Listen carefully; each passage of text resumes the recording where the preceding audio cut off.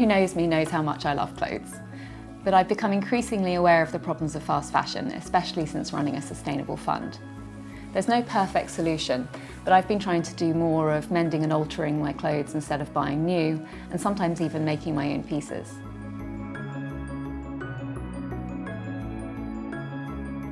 So let me share you a few of my favourite pieces.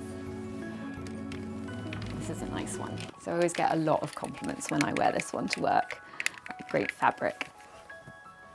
This one was a dress that I found in a charity shop, and I loved the print, but didn't fit me, so I dismantled it.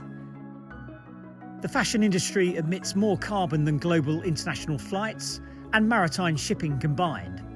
The equivalent of one rubbish truck worth of clothes is dumped in a landfill every second, and the industry is the second largest consumer of water worldwide. I am aware this is only a partial solution, because I'm still buying shop-bought textiles, and most of the water and chemicals used in the fashion industry is in the production of fabrics.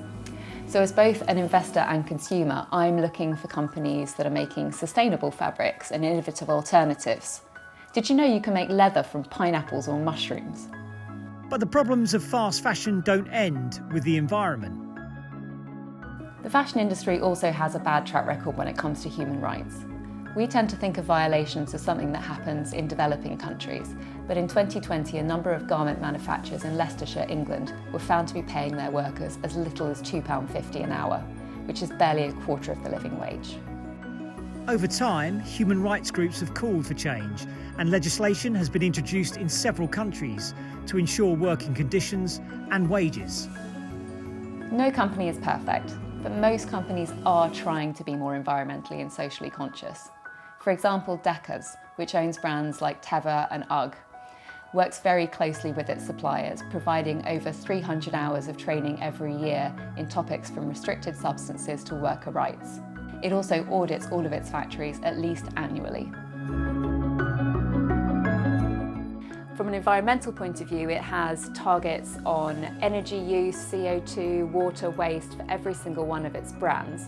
And it's developed some really innovative end-of-life solutions. So, for example, these sandals, once I've worn them to death, can be recycled into children's playgrounds or running tracks.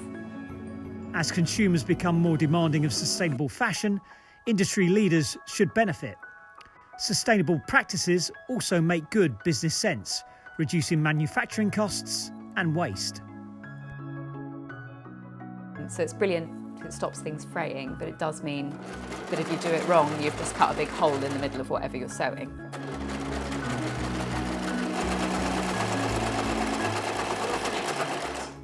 What's my next project? I am making my mum a dress to wear to my brother's wedding. Wish me luck.